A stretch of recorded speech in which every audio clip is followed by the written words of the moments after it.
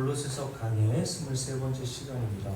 오늘까지 사도 바울이 그치지 않고 골로새 교회 성도들을 위해서 기쁨으로 모든 견딤과 오래 참음에 이르게 해달라고 기도했던 6번째 기도의 내용에 대해서 말씀을 증거하고 마무리하려고 합니다.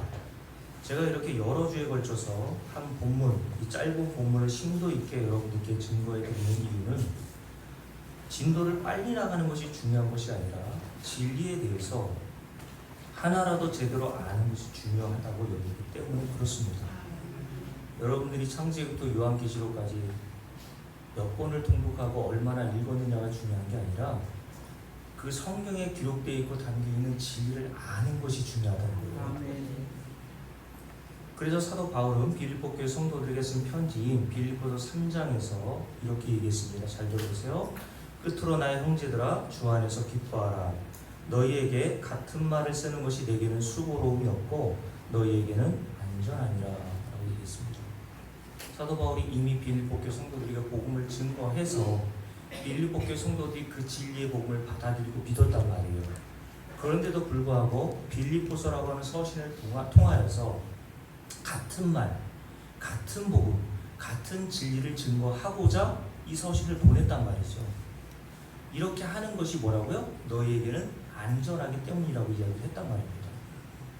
여러분, 사도 바울은 바리새인 중에 바리새인이요, 바리새인으로서 그 당시 최고의 학자였던 가말리엘이라고 하는 사람으로부터 학문을 배웠던 사람이었고, 사도행전에 보면 아테네라는 철학자들이 모여있는 곳에서 그 위대한 철학자들과도 토론을 함께 할 수 있는, 이 세상 학문으로 보면 엄청난 지식을 소유한 자였단 말이죠. 그러니까 빌립보 교회 성도들이나 저 여러분에게도 자신이 가지고 있는 그 수많은 지식을 말할 수가 있을 거 아닙니까? 그런데도 불구하고 사도 바울은 빌립보 교회 성도나 특별히 고린도 교회 성도들에게 뭐라고 얘기했습니까? 나는 요거 같은 말 요 한마디밖에 할 게 없다고 얘기했어요. 그게 뭐라고 얘기했냐면 고린도전서 2장에 보면 사도 바울이 고린도 교회 성도들에게 그 같은 말, 동일한 말이 무엇인지를 이야기해 주는데 예수 그리스도와 예수 그리스도께서 십자가에서 행하신 것 이외에는 너희들에게 전하고 싶은 것이 없다고 얘기했습니다. 그러니 저와 여러분들은 교회에 오셔서 날마다 저를 통하여서 성경 본문도 다르고 성경에 등장하는 여러 인물도 다르고 시대도 다르고 많은 말들을 듣지만 결국에는 여러분들은 이 성경에서 증거하고 있는 진리, 같은 말만 듣고 있다라고 보셔야 되는 거예요. 그러니까 여러분들이 이 골로새서라고 하는 강의를, 이 짧은 이 사도 바울이 골로새 교회 성도를 위해서 기도했던 내용을 사실은 한 주에도 다 여러분들에게 말씀을 드릴 수가 있지만 달락달락 나누어서 이렇게 특별히 6번째 기도의 내용 같은 경우에는 지금 8주째 하고 있거든요. 오늘 마무리하려고 하는데 이렇게 오랜 시간 동안 여러분들께 말씀을 증거한다고 해서 야, 다른 본문을 좀 빨리 좀 해주셨으면 좋겠다라는 생각을 갖지 마시고요. 요 본문 하나로 여러분들은 제대로 진리를 깨닫게 된다면요, 성경 전체에서 말하고 있는 같은 진리, 같은 말, 요 한마디를 깨닫게 되는 거란 말이에요. 그래서 사도 바울이 빌립보 교회 성도들에게 다른 말 하고 싶은 것이 아니라 내가 너희들에게 이미 증거한 진리, 같은 말을 증거해 주는 것이 너희들에게는 유익하고 안전하다고 얘기합니다. 아멘. 자, 여러분 이미 말씀을 드렸듯이 사도 바울이 오랜 골로새 교회 성도들을 위해서 환난과 고난을 무조건 이악물고 버티고 견디고 오래 참아내게 해달라고 하나님께 기도하지 않고, 다시 11절 말씀을 함께 읽어볼게요. 그 후반부 기쁨으로 라고 하는 단어가 붙어있죠. 기쁨으로 어떻게 해달라고요? 모든 견딤과 오래 참음에 이르게 해달라고 하나님께 간구하고 있다는 겁니다. 그렇다면 왜 이런 고난과 환난을 이악물고 참으라고 이야기하지 않고 기쁨으로 참아 견디라고 했을까요? 하나님이 성도들에게 준비하시고 때로는 허용하시는 고난에는 그 고난이 가져다주는 유익 때문에 그렇다는 겁니다. 그 고난을 통해서 하나님께서는 성도들에게 뭔가 진리의 말씀을 알려주시고자 한다는 거예요. 그래서 전에 제가 읽었었던 C.S. 루이스라고 하는 분이 쓴 책에 보니까요, 고통에 대해서 뭐라고 딱 한마디로 정리했냐면, 고통은 하나님께서 성도들에게 외치는 메가폰이라고 했어요. 메가폰. 메가폰은 어떤 역할입니까? 이 마이크의 역할과 같이 이 마이크가 전원이 나가서 작동이 안 되면 제 목소리를 여러분들이 선명하게 들을 수 없잖아요. 여러분들이 조금 더 선명하고 분명하게 들을 수 있도록 이 마이크를 쓰는 것처럼 하나님께서 저와 여러분에게 고난과 고통과 환난을 주신 이유는 그 고난과 고통과 환난을 통해서 하나님의 말씀을 더 분명하고 선명하게 듣게 하시기 위한 거란 말이에요. 그래서 고난과 환난은 그 자체가 목적이 아니라 하나님께서 저와 여러분에게 뭔가 진리를 가르쳐 주시기 위한 수단인 거예요.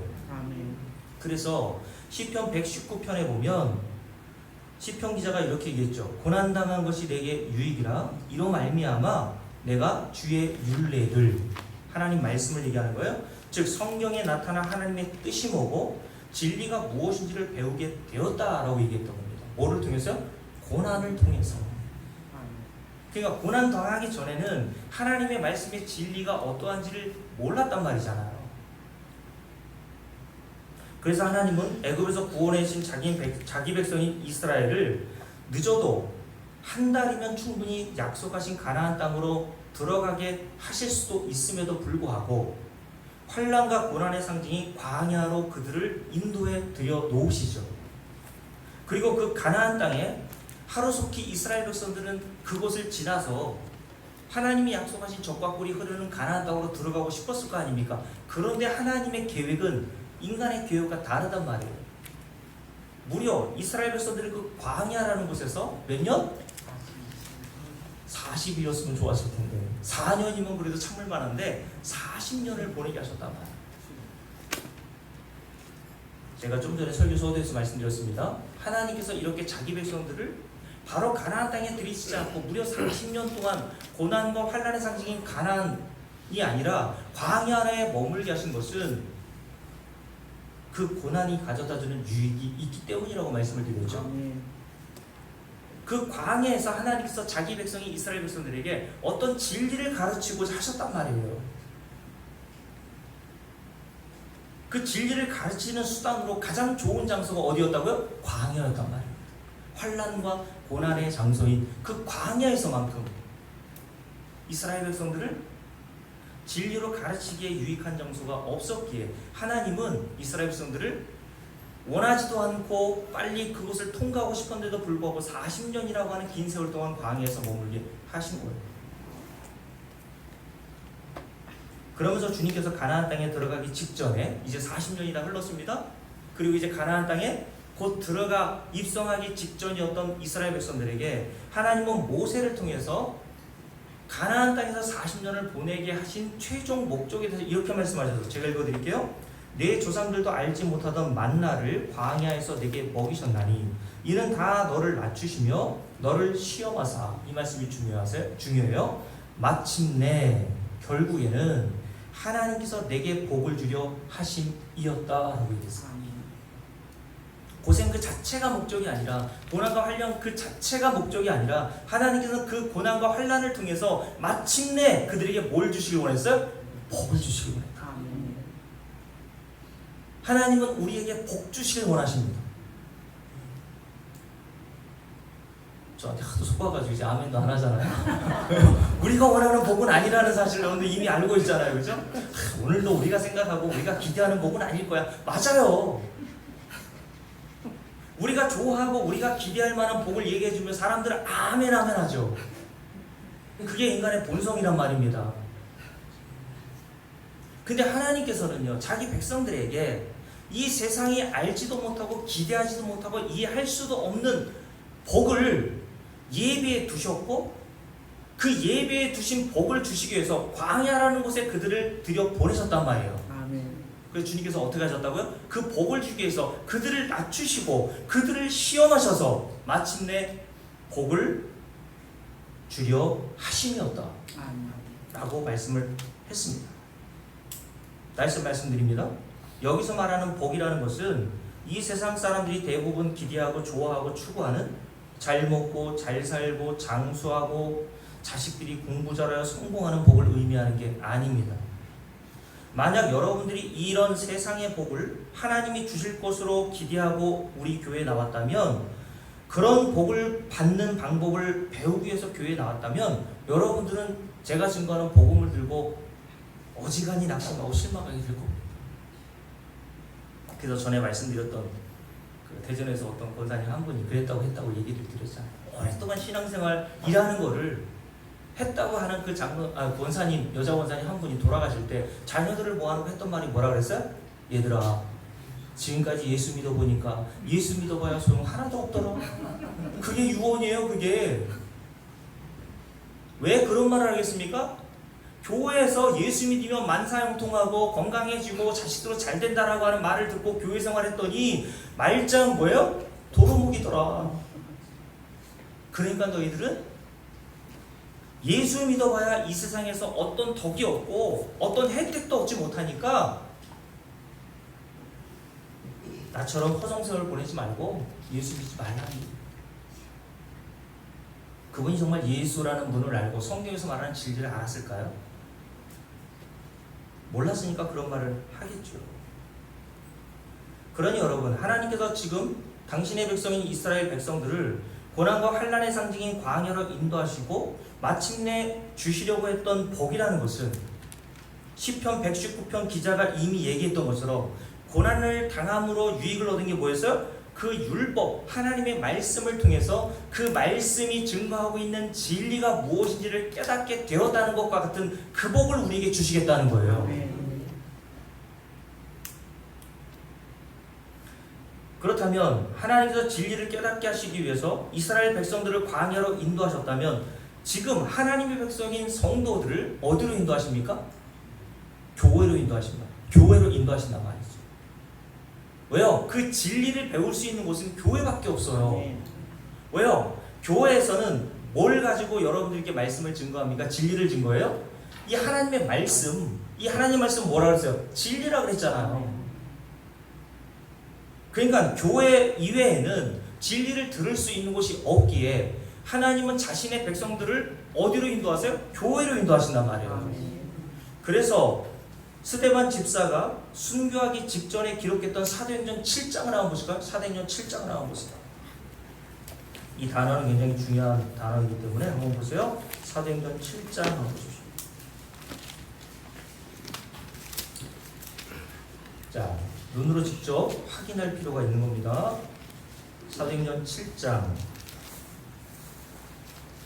자, 37절부터 함께 쭉 읽을게요. 이스라엘 자손에 대하여 하나님이 너희 형제 가운데 나와 같은 선지자를 세우리라 하던 자가 곧 이 모세라. 신의 산에서 말하던 그 천사와 우리 조상들과 함께 그 줄을 보고 오세요. 어디요? 광야 교회에 있었고 라고 되어 있어요.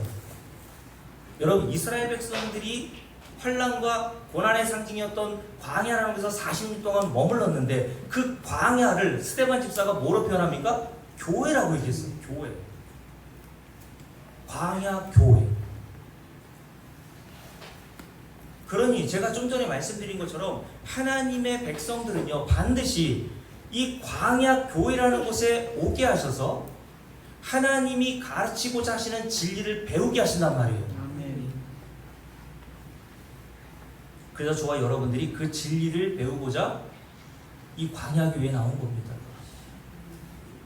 교회 나와도 광야는 마찬가지잖아요. 세상에만 광야 아니라 세상에 나가도 남편도 마음에 안 들고 자식들도 마음에 안 드는데 교회 와도 마음에 안 드는 인간이 있어요, 없어요? 있단 말이죠.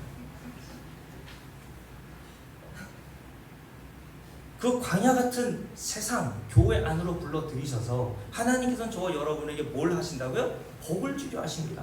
그 복이 뭐라 그랬어요? 진리를 깨닫게 하신단 말이에요.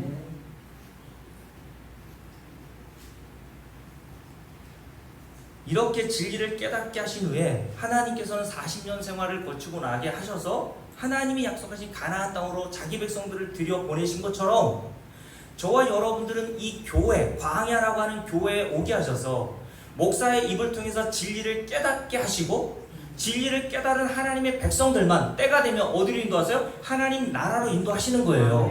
그러니까 여러분들이 이 진리를 깨닫지 못한다면 하나님 나라에 못 들어갑니다, 여러분.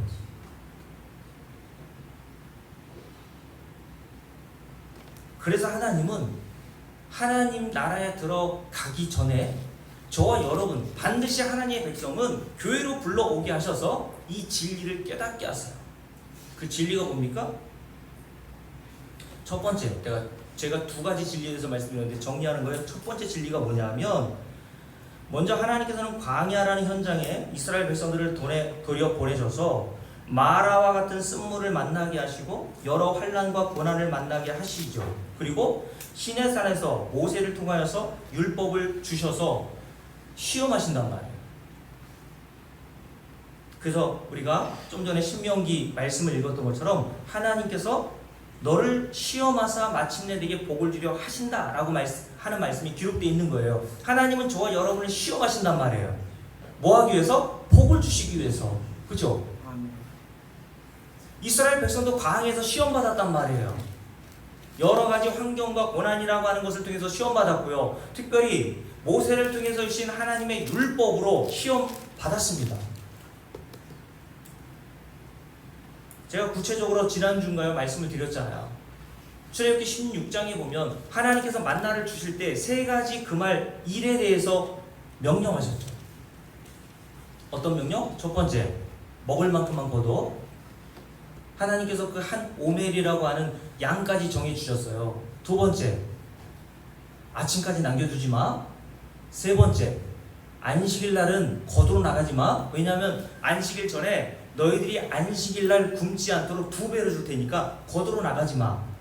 하나님께서 만나를 주시면서도 세 가지 명령을 주면서 시험하셨단 말이에요. 그런데 이들이 다 어떻게 됐어요? 그 시험에서 낙제하더라.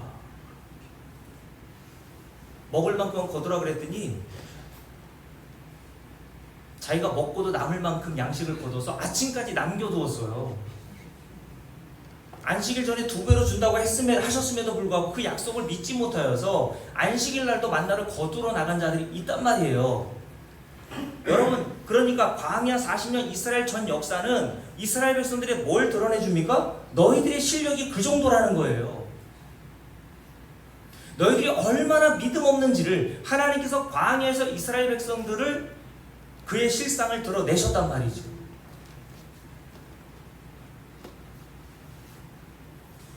여러분,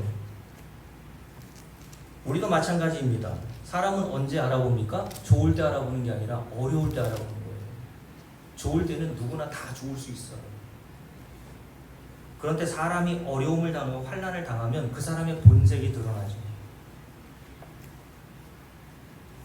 예를 들어 여러분의 몸이 조금이라도 좀 아파 보세요. 그렇게 성질이 좋고 착했던 사람들도요, 막 승질낸다니까요. 요즘 날씨가 얼마나 습하고 덥습니까? 이런 날씨를 조금만 오래도록 여러분들께 계속 한 달이 아니라 2달, 3달만 한번 줘보세요. 그럼 여러분의 입에서 뭐가 나오겠어요? 하나님에 대한 불만과 원망으로 가득할 거예요.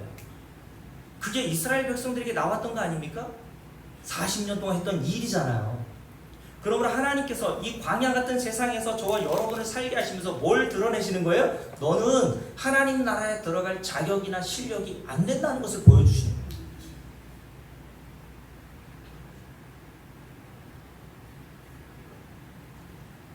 그래서 하나님이 내신 그 시험 앞에서 한 사람도 통과하여 하나님 나라에 들어갈 수 없음을 보여주시기 위해서 애굽에서 나왔던 모세, 그의 두이 미리암, 그의 형 아론을 비롯한 60만 명의 모든 장정과 모든 인간들이 다 광야에서 죽은 거예요.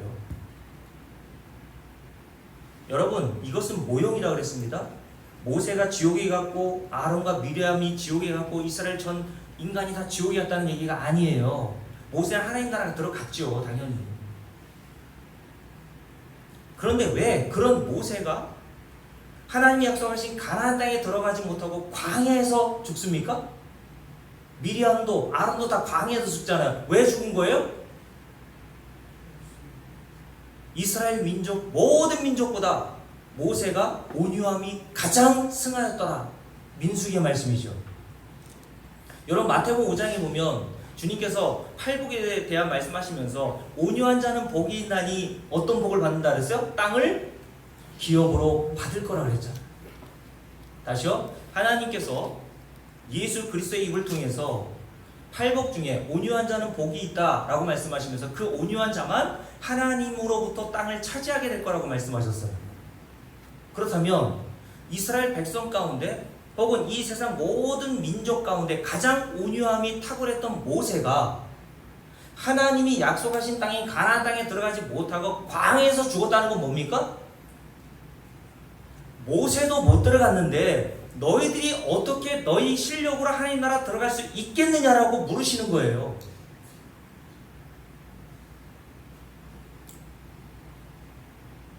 우리의 실력과 능력과 노력으로는요 하나님의 나라에 들어갈 수 없다는 사실을 광야 이스라엘 백성들을 통해서 드러내시고 오늘 저와 여러분을 이 교회에 오게 하셔서 제가 증거하는 진리의 말씀을 통해서 그 진리를 깨달아 나를 어떤 자로 보는 거예요? 나는 하나님 나라에 들어갈 수 없는 자구나. 요 진리를 먼저 깨달으시라는 거예요. 그래서 마가복음 10장에 보면 여러분 잘 아는 말씀이죠. 예수님께 한 젊은 관원이 찾아와서 묻잖아요. 어떻게 묻냐 하면 예수님 무엇을 하여야 영생을 얻을 수 있습니까? 라고 물었어요. 이게 인간의 근본적인 사상과 생각입니다. 영생을 어떻게 생각하는 거예요? 구원을 어떻게 생각하면 인간은 뭐를 해야 얻는다고 생각해요. 이게 인간의 타락한 본성에서 나오는 질문이에요. 그래서 다른 모든 종교에서는요 뭘 하라고 자꾸 얘기하잖아요. 그죠?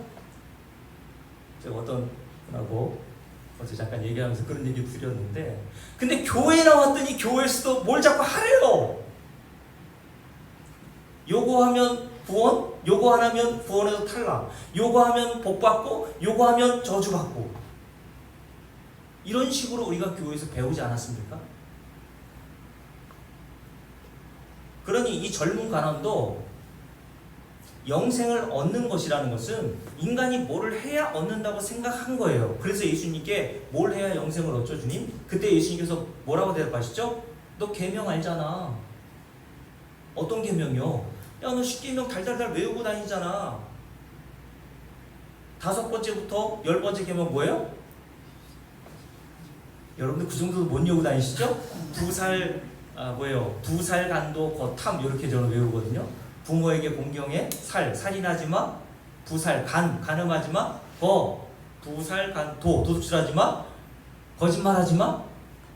뭐 이런 말씀들이 5번째부터 10번째 계명까지 딱 붙어 있잖아요. 그 얘기를 하셨어요. 야, 그거 10계명도 잘 알잖아. 그거 지켜. 그럼 영생을 얻어. 그랬더니 이 젊은 관원이 아주 신났죠. 그러면서 주님께 이야기를 하는 게 뭐라고 얘기하냐면 그래요? 그러면 나는 영생을 얻을 수 있겠네요. 왜냐하면 나는 그거를 어렸을 때부터 다 지켰거든요. 나는 도둑질하지 않았고 누구의 것을 빼앗아 본 적도 없고 살인한 적도 없고 참 놀라운 사실 아닙니까? 거짓말한 적도 없대요. 실제로 그랬는지 안 그랬는지 알 수는 없지만 그 당시 유대인들 특별히 정말 경건하다고 이름난 사람들은요 이 정도로 율법을 지키며 살았단 말이에요. 그런데 이 젊은 관원이 떠나고 나서 주님께서 제자들에게 뭘 말씀하십니까? 낙타가 바늘귀로 들어가는 비유를 말씀하시죠. 이런 말씀하셨어요? 얘들아, 마가복음 10장 24절부터의 말씀입니다. 얘들아, 제자들에게 저와 여러분에게 말씀하십니다. 얘들아, 하나님의 나라에 들어가기가 얼마나 어려운지 비유로 낙타가 바늘귀로 들어가는 것보다 부자가 한 인간이 하나님 나라에 들어가는 것보다 더 쉽다.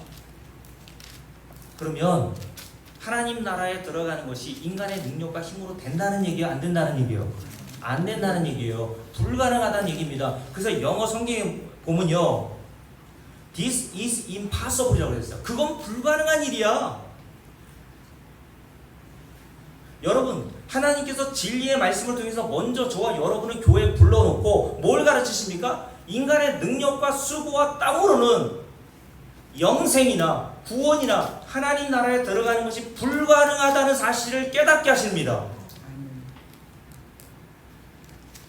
그리고 나셔서 하시는 말씀이 그래서 이런 말씀이죠. 제자들이 묻습니다. 그러면 저렇게 하나님의 말씀 계명을 어렸을 때부터 잘 지킨 저 부자 관원도 들어가지 못한다면 과연 누가 들어갑니까? 라고 물었을 때 주님이 이런 중요한 말씀하세요. 사람으로는 할 수 없으니. 제가 좀 전에 영어 성경에 대한 번역본 얘기했잖아요. This is impossible. 불가능해 사람은. 근데 그 복음이 뒤에 나와요. 그러나 하나님으로서는 다 하실 수 있느니라. 아멘. 이게 복음이에요, 여러분. 아멘. 사람으로는 먼저 할 수 없다는 것을 알려주셔야 뒤에 말씀이 복음으로 들리는 거예요. 인간은 스스로의 힘으로는 하나님 나라 들어갈 수 없는데 하나님이 그런 인간을 들여보내주시는 거구나. 아멘. 그게 십자가의 사건인 겁니다, 여러분. 그래서 인간은 자기의 능력과 힘으로 영생과 구원과 하나님 나라에 들어갈 수 없다는 것을 알아야 하나님으로서는 다 하실 수 있다고 하신 십자가에 달리신 예수 그리스도의 은혜만 붙드는 거예요. 아멘.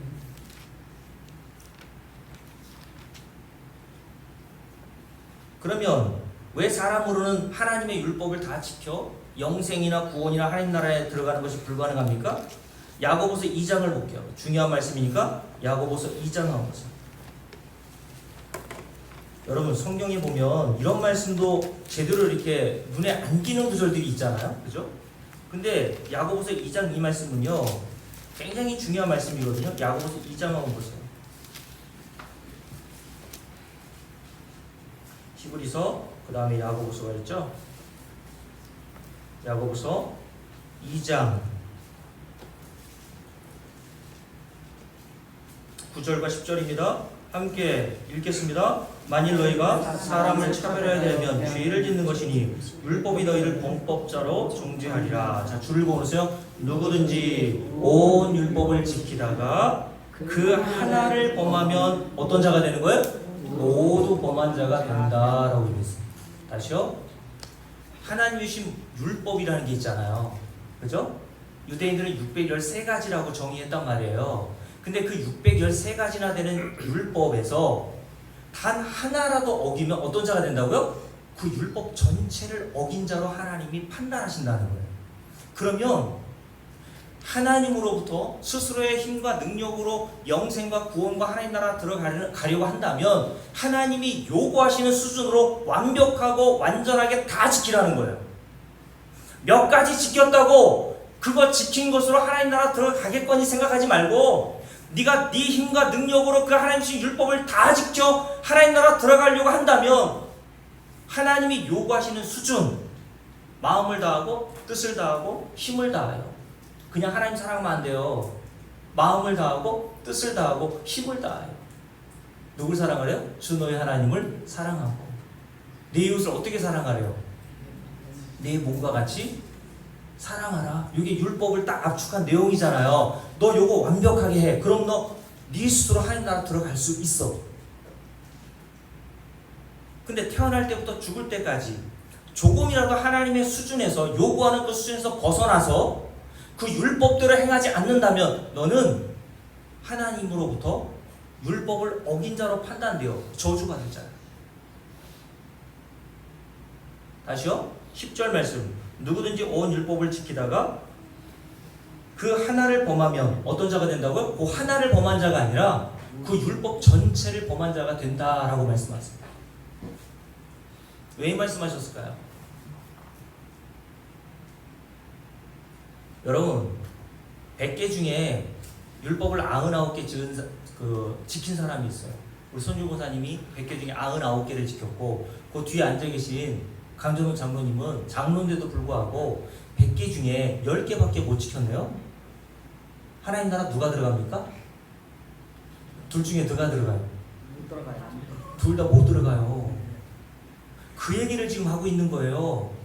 100개 중에 99개를 지킨 자나 100개 중에 10개를 행하여 지킨 자나 하나님이 보실 때는 율법을 다 어긴 자로 보시고, 갈라디아 2장에 보면 뭐라고 했냐면 그 율법을 하나님이 요구하신 대로 지키지 못하면 모두 저주 아래 있는 자라고 얘기했어요. 그러니 성경은 우리에게 뭘 가르쳐 줍니까? 날마다 이 광야 같은 세상 교회 안에 불러오셔서 어떤 것을 우리에게 가르쳐 주세요? 너는 하나님의 율법에 의하면 저주받아 마땅한 자라는 사실을 가르쳐 주시는 거예요. 먼저. 그런데 여전히 교회 안에서 신명기 28장부터 30장, 여러분들과 제가 좋아하는 말씀이잖아요. 이 진리를 모르면 이거를 그렇게 좋아해요, 사람들이. 그 말씀에 보면 이런 말씀이 기록되어 있죠. 내가 네게 명령하는 모든 명령을 지켜 행하면 어떤 복을 주시겠대요? 들어가도 복, 나와도 복. 떡 반죽 그릇이 넘쳐나는 복. 자녀들은 머리가 될지언정 꼬리가 되지 않는 복. 그리고 제가 워낙 어렸을 때 가난하게 자라서 이 말씀이 참 좋았거든요. 구워줄지라도 꿇어다니지 않는 인생. 제가 원체 가난하게 자라가지고요. 제가 자존심이 옛날부터 강했거든요. 교회에서도 장로님이 그냥 먹을 게 없어가지고 아직도 기억나요. 초등학교 때 먹을 거 없다는 얘기를 누구에게 들었는지 자전거에다가, 옛날에 다 정부미 있었잖아요, 그죠? 누런 쌀 그거 반자로 싣고 오셔가지고 저희 집 앞에 툭 놓고 하신 게 기억이 나요. 제가 그래서 그렇게 가난하게 자란 자로서 이 말씀을 붙들고 어떻게 기도했겠어요? 하나님, 구워줄지언정 꿇어다니지 않는 인생 되게 해주세요. 뭐가 되고 싶은 거예요? 부자들 되게 해주세요. 여러분, 물론 신명기 28장의 그 말씀의 문자의 의도는 그런 의미가 아님에도 인간의 본성은요, 자기가 듣고 싶은 대로 듣는 거예요. 그죠? 하나님의 말씀도요, 하나님의 말씀의 진리를 파악하지 못하고 자기의 탐심을 비춰서 그 말씀이 자기에게 들려오는 겁니다. 그래서 교회 안에서 어떻게 이야기를 들었습니까? 하나님의 말씀 봐라, 신명기 28장. 요런 말씀을 순종하면 하나님께서 복을 주신다고 약속하셨지 않았느냐. 그러니까 하나님 말씀에 순종하면 복, 순종하지 않으면 저주받는다 라는 식으로 배웠단 말이죠.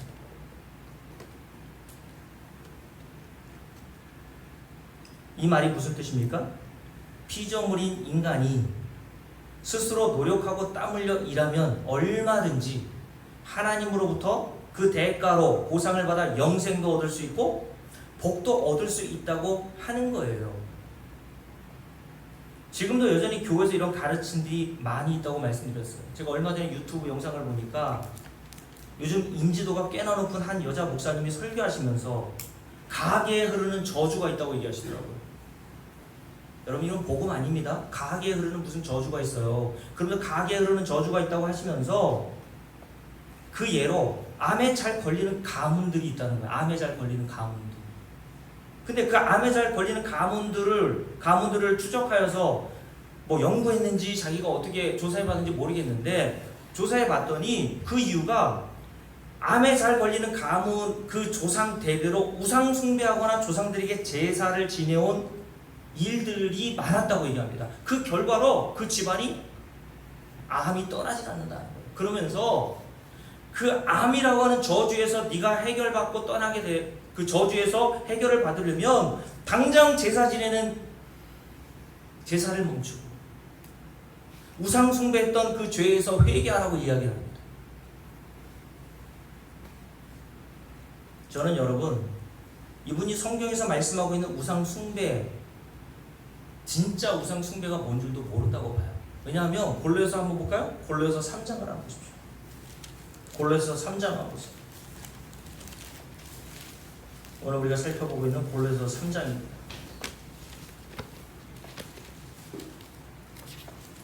자, 골로새서 3장 5절 말씀 함께 했습니다. 그러므로 땅에 있는 지체를 죽이라. 곧 음란과 부정과 사욕과 악한 정욕과 주를 보고 오세요. 탐심이니 탐심은 곧 우상 숭배니라. 자, 불상 앞에 절하거나 조상들 제사 지내는 것만 우상 숭배가 아니라 순위가 뭐가 우상 숭배래요? 탐심이 곧 우상 숭배예요. 여러분 제사 안 지낼 수도 있고 제사떡 갖다 주면 고사떡 안 먹을 수도 있어요. 그죠? 도둑질하지 말라는 계명도 우리가 지킬 수 있잖아요. 그죠? 왜? 도둑질하면 실제로 경찰에게 잡혀가니까 내 행동을 제어할 수 있단 말이에요. 얼마든지 노력만 하고 의지만 있으면. 그런데 탐심의 문제는 가능합니까? 제어할 수 있어요? 인간 내면에서 매일처럼 쏟아져 나오고 내가 노력하지 않아도 매일처럼 밖으로 나오는 그 탐심의 문제는 어떻게 인간이 제어할 수 있나요? 그 탐심이 평신도인 여러분들에게만 있고 성직자라고 하는 목사인 저에게는 없나요? 어떻게 알아요? 있다고 누가 얘기해요 자꾸. 있지요 당연히. 목사도 없는 척 할 뿐인 겁니다 여러분. 그 탐심이라는 게 이렇게 뱀처럼 착 또아리를 틀고 있다가 기회가 돼서 나오는 거예요. 없던 게 나오는 게 아니라 원래 있었던 건데 기회가 주어지면 그 탐심이라는 게 밖으로 확 나오는 겁니다. 다시 말씀드릴게요. 뭐가 우상숭배라고요? 탐심이 곧 우상숭배예요. 그럼 저와 여러분은 어떤 자인 거예요? 우상숭배자잖아요. 율법에 의하면 우상숭배자는 어떻게 하라 했어요? 돌로 쳐 죽이라 그랬어요. 다 나오세요 빨라. 그래서 주님께서 가늠한 여인을 데려온 유대인들, 바리새인들, 서기관들 있었죠. 율법에 의해서 다 돌 들고 있었단 말이에요. 이 여자는 가늠한 여자로서 마땅히 율법에 의해 돌로 쳐 죽어야 마땅합니다. 알면서 왜 들고 와요? 주님께 물은 거예요. 이 여자를 어떻게 처분할까요? 그때 주님께서 바닥에 쓰시죠. 뭘 쓰는지는 성경에 기록되어 있잖아요. 그러면서 하시는 말씀이 뭡니까? 그들을 둘러보시면서 죄 있는 자가 먼저 이 여자 돌로 쳐봐. 그랬더니 어떻게 해요? 그 말씀 한마디에 양심의 가책을 느껴 꽁무니를 빼고 돌을 놓고 다 도망가더란 말이에요. 다 도망갔는데 어떤 여자만 있어요? 실제로 가늠한 여자만 있어요. 그게 뭔지 아십니까? 하나님이 진리의 빛을 쫙 비춰주시면요, 그 진리의 빛으로 나오는 자들이 있단 말이에요. 그 가늠한 여인처럼 맞습니다. 내가 가늠한 자 맞습니다. 오늘 이 말씀을 듣고 아이고 무슨 탐심이 우상숭배예요. 조상들 때로부터 제사 지내오고 불상 앞에 절해온 그런 사람이 우상숭배자지 내가 무슨 우상숭배자요 자예요 라고 말하는 게 아니라, 하나님의 백성들은요 이 진리의 말씀을 듣잖아요. 내가 바로 우상숭배자 맞습니다. 하나님, 하나님의 영원한 저주를 받아 멸망받아 마땅한 자입니다. 하나님. 그래서 오직 그 여자에게만 주님께서 뭐라 그랬어요? 복음을 선포하신 거예요. 네 죄가 다 사함받았다.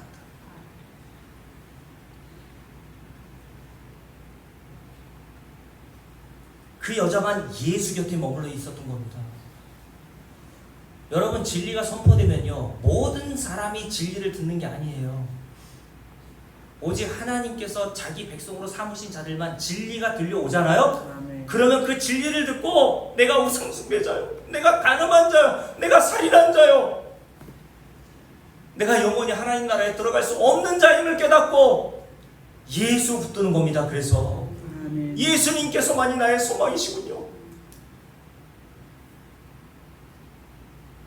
이 진리를 알려주시기 위해서 하나님께서 저와 여러분을 광야 교회 이 자리로 인도해 주신 겁니다. 이 진리를 깨달았다면 하나님께서 여러분에게 뭘 주신 거예요? 마침내 복을 주려 하십니다. 아멘. 여러분, 이 세상에 진짜 복이 뭐예요? 예수 믿는 게 복이잖아요. 아멘. 근데 이 시대는 예수 믿는 것조차도 몰라요. 뭐가 믿음인지를 몰라요. 왜요? 죄가 뭔 줄 모른다고 했잖아요. 이 시대는 탐심이 우상숭배라고 분명히 여기 기록되어 있는데 이런 말씀이 눈에 안 들어오는 거예요.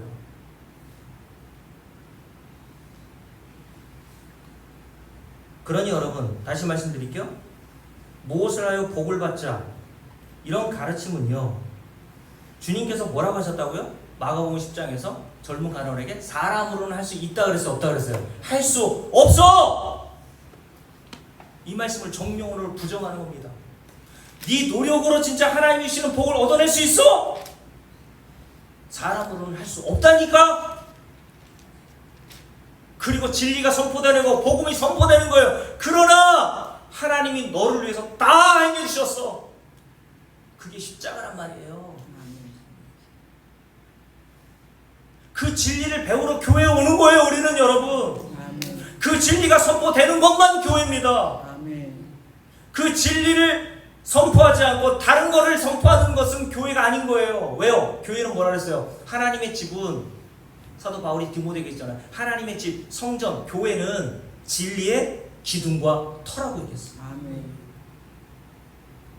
그러니 진리가 기둥이 되고 터가 되지 않고 다른 게 터가 되고 기둥이 된다면 그건 교회가 아니라는 거예요. 하나님의 살아있는 집이라고 말할 수 없다는 거예요.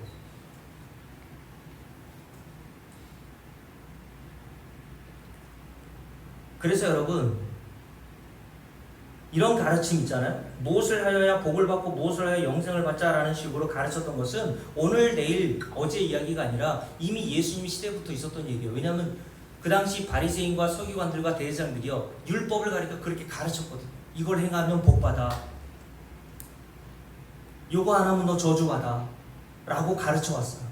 그리고 바리새인, 서기관, 대제사장들은 자기들은 율법을 잘 지켰으니까 마땅히 하나님 나라에 들어갈 자라고 생각했단 말이에요. 그런데 요한복음 8장을 볼까요? 이런 바리새인들에게 우리 주님께서 뭐라고 하십니까? 여러분, 율법을 이렇게 지키고 살아왔으니 바리새인과 서기관들은 얼마나 세상에서 윤리와 도덕적으로 착하고 괜찮은 사람이었겠어요. 도둑질하지 않고, 살인하지 않고, 간음하지 않고, 오히려 남을 구제하고. 누가복음 18장에서 보면 바리새인이 뭐를 읊습니까? 나는 일주일에 2번씩 금식했어요. 11조 빼먹은 적 없어요. 토색하거나 불의를 범한 적 없어요. 안식일은 저와 여러분이 이 정도로 지키는 정도가 아니에요. 여러분들은 무슨 일 있으면 교회 안 나오고 조금만 아파도 교회 안 나오잖아요. 근데 그 당시 바리새인과 서기관들은요, 안식일을 생명처럼 지켰습니다. 안식일날 전쟁이 일어나도 안식일이기 때문에 전쟁하는 것을 일로 보고 그냥 죽었습니다. 차라리 죽음을 선택했어요. 이런 자들이 교회 안에 있다면 얼마나 믿음 좋아 보입니까? 그렇죠? 그런데 요한복음 8장에서 이런 바리새인들을 향해서 우리 주님께서 하신 말씀이 뭐예요? 함께 읽어볼게요. 요한복음 8장 44절 함께 읽습니다. 너희는 너희 아비 마귀에게서 났으니. 무서운 말 아닙니까? 신앙생활 잘하고 있다고 소문났고 교회 안에서 사람들로부터 인정받는 사람에게 주님께서 뭐라 그랬어요? 너희 아비는 마귀야. 그러면서 그 뒤에 이렇게 돼 있죠? 함께 읽어볼게요. 너희 아비의 욕심대로 너희도 행하고자 하느니라. 너희 아비 마귀의 욕심대로 너도 그 일을 행하고자 하는구나. 그게 뭐예요? 주님께서 진리를 알려주셨잖아요. 마가복음 10장에서 젊은 간원에게 사람으로는 할 수 있어요, 없어요? 할 수 없으되 하나님으로서만 가능하다고 하신 그 일을 바리새인과 서기관들은 어떻게 하라고 했습니다. 어떻게 하라고 그랬어요? 인간은 할 수 있어. 해보자. 하면 된다. 그래서 복받고 그래서 구원받자 라는 식으로 가르쳤단 말이에요. 그런 자들을 가르쳐 주님께서 뭐라고 하신다고요? 너희 아비는 마귀야. 그게 마귀가 행하는 일이라는 거예요. 그러니까 너희들도 마귀의 자녀니까 마귀의 자녀답게 그 일을 행하려고 한다라고 이야기를 하신 거예요. 네 힘으로 구원을 얻을 수 있다고? 네 노력과 수고로 신명기 28장과 29장과 3장에 말씀하셨던 그 약속의 복을 네가 받을 수 있다고? 하나님의 은혜 없이 받을 수 있다고? 예수 없이 네가 구원에 이를 수 있다고? 해보라는 거예요. 주님은 그런 자들에서 뭐라고 가르치신다고요? 너희 아비는 마귀야. 여러분, 이들이 도덕과 윤리적으로는 이런 말을 들을 사람들이 아니잖아요. 그러니 여러분, 교회 안에 있어도 이런 일이 일어나고 있다는 거예요. 지금 진리를 모르면요, 내가 진리인 줄 알고 추구하는 그 자체가 마귀의 일이 될 수 있는 거예요, 여러분. 그런 인간의 본성을 가지고 있는 저와 여러분을 교회에 나오게 하셔서 진리를 깨닫게 하시는 거죠. 사람으로는 할 수 없어. 그죠? 네 능력과 네 수고와 네 실력으로 하나님 나라 못 들어가는 인정하지? 인정을 받아내시고, 그러니까 저와 여러분의 손에 뭘 들려주세요? 예수를 들려주신단 말이에요. 아멘.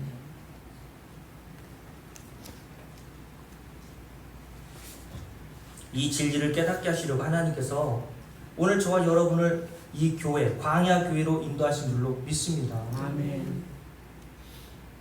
그래서 고린도서 3장 6절에 보면요, 이런 말씀이 기록되어 있어서 제가 읽어드릴게요. 시간이 없으니까. 그가 또한 우리를 새 언약의 일꾼이 되기에 만족하게 하셨으니, 사도 바울은 자기를 새 언약의 일꾼이라고 얘기했어요. 그러면서 이렇게 얘기합니다.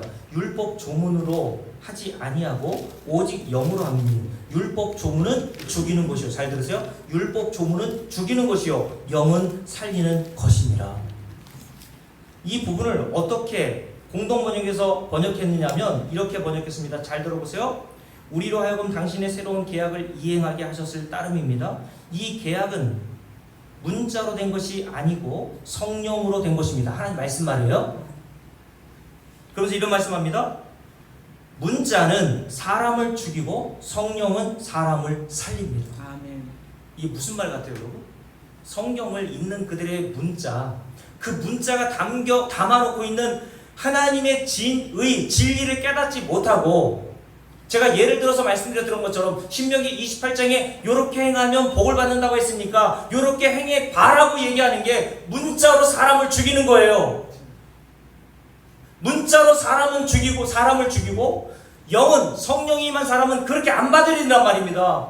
이 말씀을 가지고 성령이 임한 사람은 자기의 실체가 드러나서 나는 할 수 없는 자구나 라는 사실을 깨닫는 거예요. 아멘. 그래서 여러분, 사도 바울이 영적인 아들의 말씀을 맡은 디모데에게 쓴 편지 디모데후서 3장에서 이런 말씀이 이렇어요. 말세가 되면 어떤 때가 된다고요? 고통당하는 때가 이르니 사람이 자기를 사랑하고 돈을 사랑한다. 지금 이 시대가 그런 시대 아니에요? 그러면서 말세가 되면 일어날 일에 대해서 그 뒤에 이렇게 돼 있어요. 속이는 자들은 더욱 악하여져서 속이기도 하고 속기도 하나니. 이게 어디에서 일어난다는 얘기예요? 교회 안에서 일어난다는 얘기입니다. 교회 밖에서 속일 필요가 없어요. 왜요? 교회 밖에는 이미 진리를 알지 못하는 자들이잖아요. 그러니까 그들은 이미 속고 있는데 뭘 속여요? 그러니까 교회 안에 들어와 있는 자들을 이 성경을 가지고 속이는 자들이 있단 말이에요. 그러면서 그 뒤에 이렇게 돼 있어요. 제가 읽어드릴게요. 14절 14절입니다. 그러나 너는 그러므로 배우고 확신한 일에 거하라. 진리에 거하라. 너는 네가 누구에게서 배운 것을 알며 또 어려서부터 성경을 알았나니 성경은 능히, 여러분 진짜 성경을 알았습니까? 그럼 이렇게 된단 말이에요. 성경은 능히 너로 하여금 그리스도 예수 안에 있는 믿음으로 말미암아, 인간의 행위가 아니에요. 예수를 믿음으로 말미암아 구원에 이르는 지혜가 있게 하려 하심이라.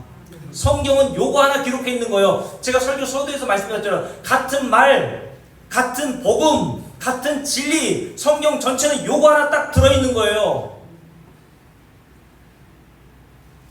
성경은 하나님의 감동으로 쓰여진 이 성경을 성도들 안에 오셔서 이 진리를 깨닫게 하십니다.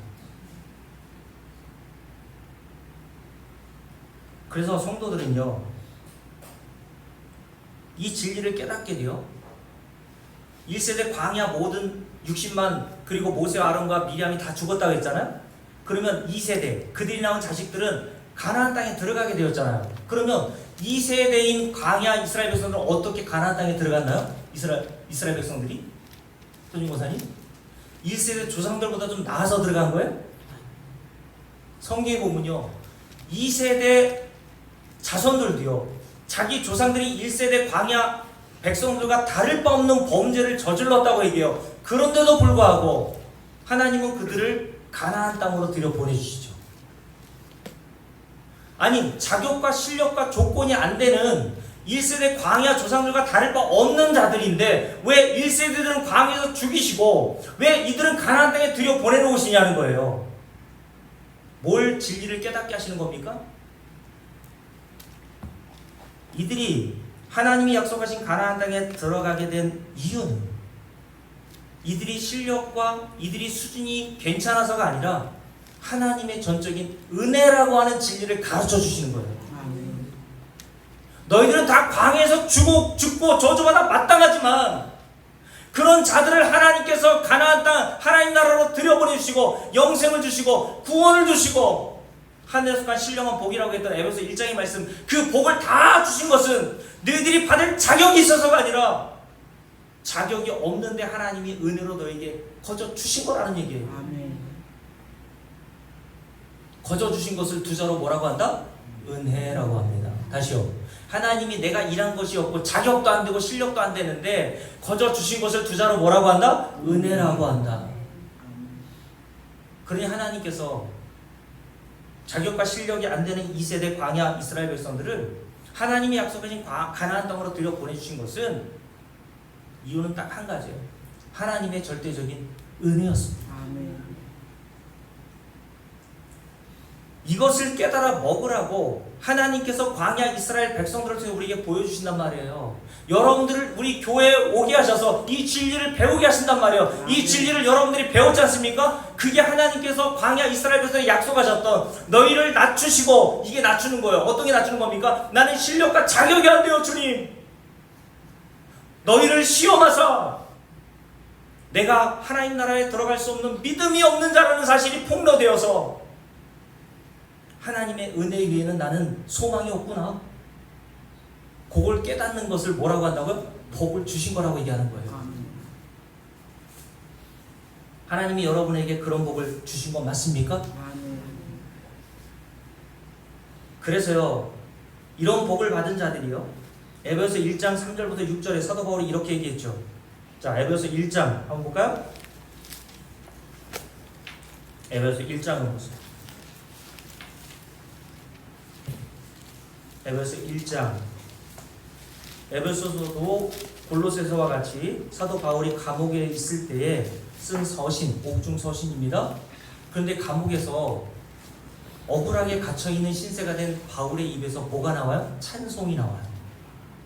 다음 주에 제가 말씀을 드릴 내용인데 어떻게 억울하게 감옥에 갇혀있는데 찬송이 나왔을까요?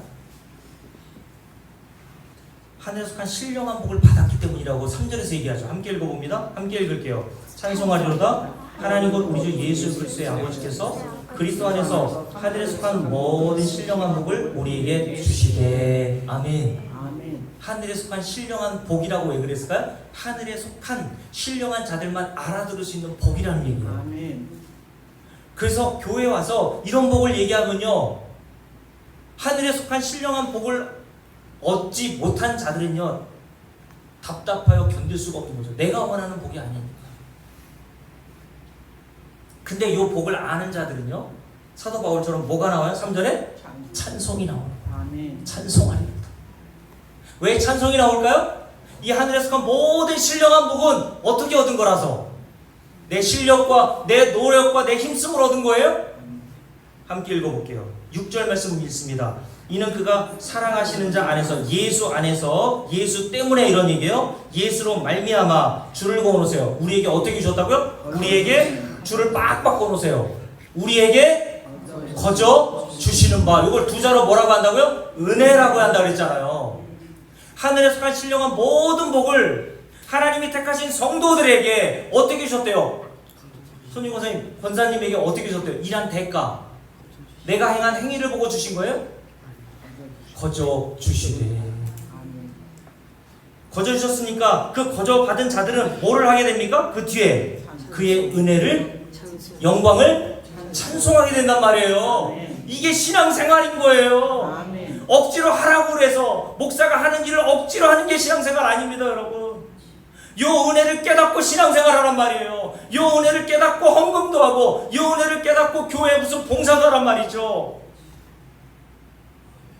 은혜를 깨닫고 하지 못하는 모든 행위는요, 다 죄예요.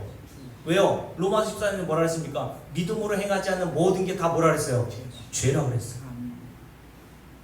자기의 욕망과 자기의 탐심을 채우기 위해서, 자기가 원하는 거 받아내기 위해서 하기 싫은 거 억지로 하는 게 신앙생활 아닙니다. 그건 죄인 거예요. 그냥 여러분 4절부터 14절 말씀까지 이 하늘에서 간 신령한 복을 집에 가서 쭉 한번 읽어보세요. 이 하늘에서 간 신령한 복을 진짜 여러분들이 받은 자라면요, 이 복이 여러분들이 뭔지를 아는 자라면요, 뭐가 나와요? 찬송이 나옵니다. 찬송. 내 행한 것을 찬송하고 내 행한 것을 자랑하는 게 아니라 나 행한 것 아무것도 없어요. 주님, 내가 지금 누리고 있고 내가 받은 하늘에서 간 모든 신령한 복은 오직 하나님과 예수 그리스도께서 십자가에서 행하신 그 공로로 나는 거저받은 자가 맞습니다 라고 하는 고백을 하게 되는 거예요. 그래서 사도 바울이 고린도전서 15장에서 뭐라고 했습니까? 여러분 잘 아는 말씀이죠. 내가 모든 사도보다도 더 많이 수고했지만, 그러니까 상달라고 했어요. 제가 여러 번 말씀드렸잖아요. 여러분들이 만약 사도 바울보다 더 많은 수고를 했고 사도 바울은 순교까지 했다 그랬잖아요. 순교까지 한 사람이라면 항의할 수 있겠죠. 근데 사도 바울은 뭐라 그랬어요? 내가 다른 사도 베드로보다 더 많이 복음을 수고했대요. 그러면 강연사님 뭐가 나와야 돼요? 인간의 본성으로는? 교회에서 누구보다도 내가 장로로 수고 많이 했어요. 그럼 뭐가 나와요? 인간의 본성으로는? 자랑이 나오죠. 입이 근질근질하잖아요. 그죠? 내가 조금 해놓은 거 갖고도 알아주지 않으면 왜 서운해요? 내가 했는데, 이런 생각이죠. 근데 사도 바울이 뭐라고 했습니까? 내가 모든 사도보다 더 많이 수고했지만 내가 한 것이 아니요 하나님의 은혜로 된 것이다. 다시요. 내가 모든 사도보다 더 많이 수고하고 순교까지 했지만 이 모든 것들이 내가 행한 것이 아니라 하나님께서 내게 거저주신 은혜로 된 것이다. 그러면 그 위에서 자랑이 나오겠어요? 안 나오겠어요? 안 나와요. 나올 수가 없어요. 상달라고 했겠습니까? 손님 권사님? 사도보다 더 많이 수고했는데 복음에서 이렇게 난 수고한 나에게 좀 더 나은 상급을 주셔야죠. 천국에 가면 1등급부터 12등급까지 있다면서요. 누가 그래요? 성경에 어디 그런 얘기가 나와요? 왜 등급 얘기하고 상 얘기하고 하는 겁니까? 내가 한 일 좀 알아봐 달라는 거 아니에요. 그죠? 근데 오늘 사도 바울은 뭐라고 얘기했다고요? 나는 모든 사도보다 여러분들과 비교해서도 훨씬 많은 수고를 했지만 내가 한 것이 아니라 오직 하나님께서 내게 주신 은혜로 된 것이다. 요 고백이 뭐예요? 요게 찬송이에요. 여러분, 요게 영광의 찬송을 하게 하려 함이라 라고 했죠. 1장 6절에, 그죠? 그의 은혜에 영광의 찬송을 하게 하려 함이라. 성도들이 바로 사도 바울과 같은 이런 고백을 하는 게 하나님께 진짜 영광되는 찬송이란 말이에요. 그러니 여러분, 성도는 시간이 가면 갈수록 이 진리를 깨달아 가잖아요. 그죠? 교회 와가지고 여러분 제가 증거하는 이 진리의 말씀을 골로새서를 통해서 수요일날은 로마서 통해서 계속 배우고 깨달아 가잖아요. 하나님께서 그 배우고 깨닫게 하시는 성도들에게는 이 찬송이 끊이질 않고 나오는 겁니다. 우리 찬송가 493장 부를까요? 그래서 성도는요, 찬송가 493장 후렴 가사처럼 자신의 자격과 실력으로 하나님 나라 들어갈 수 없다는 사실을 알고 뭐라고 고백합니까?